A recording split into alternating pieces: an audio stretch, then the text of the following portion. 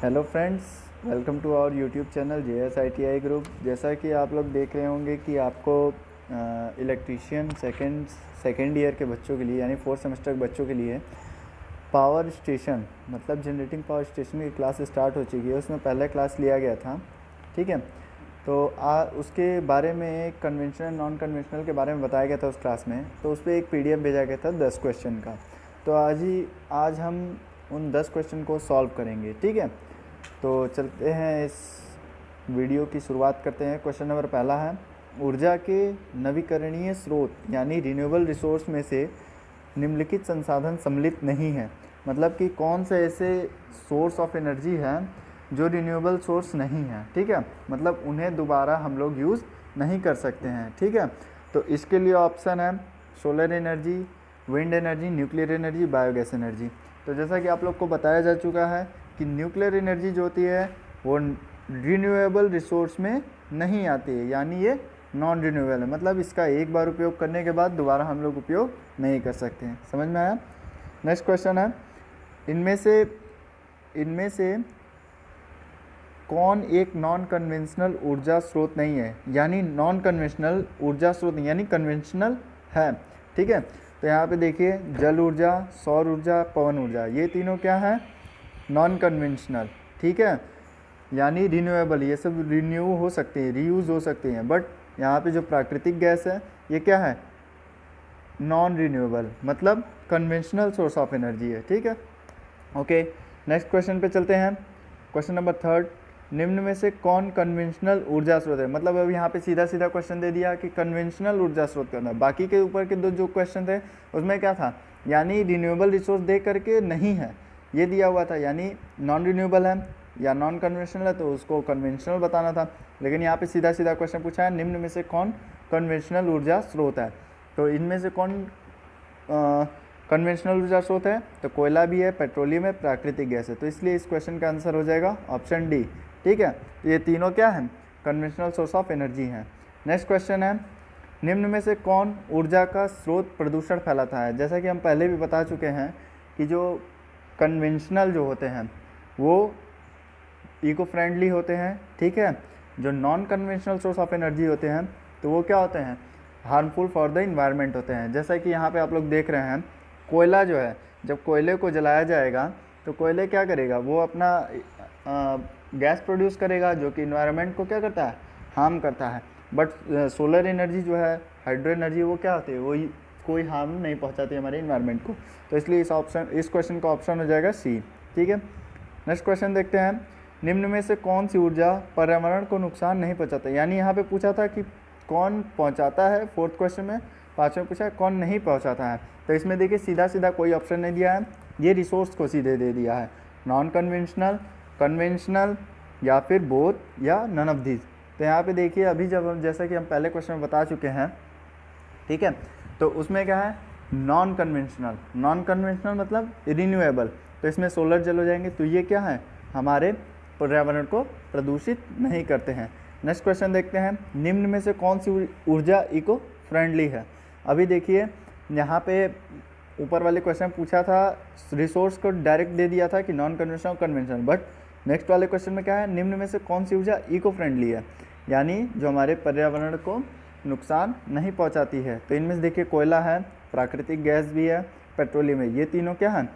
Harmful for the environment है। But जो solar energy है वो क्या है?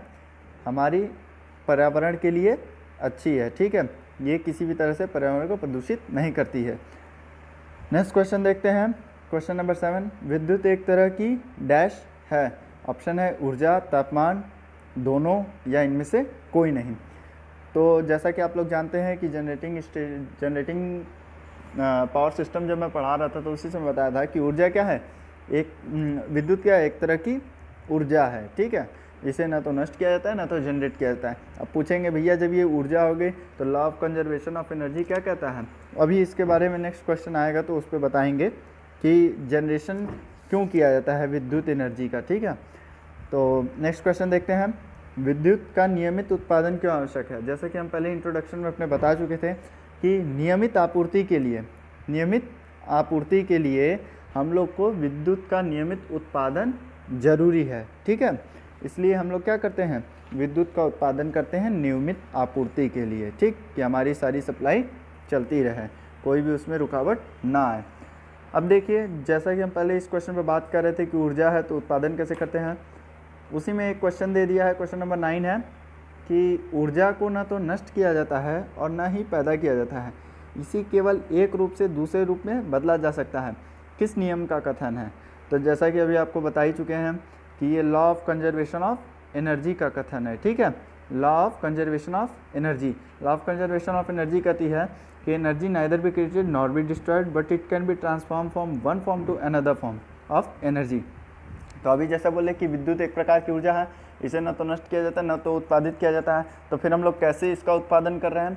वहाँ पे उत्पादन का मतलब ये होता है, यानी जनरेटिंग स्टेशन के उत्पादन का मतलब ये होता है कि हम लोग एक फॉर्म ऑफ एनर्जी को, मतलब कोई भी फॉर्म ऑफ एनर्जी हो, केमिकल एनर्जी हो, हाइड्रो एनर्जी हो, सोलर हो, किसी भी टाइप का, काइनेटिक हो, पोटेंशियल हो, किसी भी टाइप की एनर्जी हो, उसको क्या कर रहे हैं, एक फॉर्म से दूसरे फॉर्म में कर रहे हैं, बट हमारा आउटपुट क्या होना चाहिए, फिक्स होना चाहिए। यानी जो दूसरी फॉर्म में हमको आउटपुट मिल रहा है वो हमारा फिक्स होना चाहिए, किस रूप में, इलेक्ट्रिसिटी के रूप में। तब हम लोग उसको क्या कहते हैं, जनरेशन ऑफ इलेक्ट्रिसिटी। ना कि हम लोग जनरेशन का मतलब ये समझते हैं कि प्रोडक्शन कर रहे हैं सिर्फ, ठीक है। आउटपुट का मतलब हमारा क्या होना चाहिए, फिक्स्ड होना चाहिए, इसलिए हम लोग जनरेशन ऑफ इलेक्ट्रिसिटी कहते हैं। अगर ये क्वेश्चन कहीं भी आता है तो इसको गलत मत करिए प्लीज़, क्योंकि ये फॉलो भी तो कर रहा है रूल को, ठीक है ना, बट आप लोग इसको कहते हैं कि ये जनरेशन, हम लोग जैसा कि आप कह रहे हैं कि ऊर्जा को न तो नष्ट किया जाता है, तो विद्युत एक प्रकार की ऊर्जा है, उसको जब नष्ट ही नहीं करेंगे तो और न तो पैदा किया जा सकता है, तो आप कैसे यहाँ पे कह रहे हैं कि जनरेशन है। तो जनरेशन का मतलब यही होता है कि बस एक फॉर्म ऑफ एनर्जी को, चाहे कोई भी हो, रासायनिक हो, काइनेटिक हो, पोटेंशियल हो, कुछ भी हो, किसी भी फॉर्म ऑफ एनर्जी को, बस लास्ट में जो हमारा आउटपुट हो रहा है, दूसरी फॉर्म में जो चेंज हो रहा है वो हमारा क्या, इलेक्ट्रिसिटी है। तो जनरेशन का मतलब ये हुआ कि एक फॉर्म में transformation of one form energy to other form of energy in the form of electricity, ठीक है। तो जनरेशन को हमेशा ये फिक्स करिएगा। ओके, नेक्स्ट क्वेश्चन है, लास्ट क्वेश्चन है, इनमें से कौन non renewable source of energy है, मतलब दोबारा हम लोग जिसे यूज़ ना कर सके। तो यहाँ पे ऑप्शन है कोयला, ऑप्शन बी है पेट्रोलियम, ऑप्शन सी है A and B both, option D है नन ऑफ दिस। तो इसका जैसा कि आप लोग जानते हैं कि दोनों ही क्या है, non renewable resource of energy है। तो दोस्तों आज के क्लास में बस इतना ही क्वेश्चन था, 10 क्वेश्चन, सभी का आपको सोल्यूशन मिल गया होगा, ठीक है। अगर इसमें कोई भी डाउट हो तो आप हमारे व्हाट्सएप नंबर पे इसका सोल्यूशन पूछ सकते हैं, ठीक है। Thank you.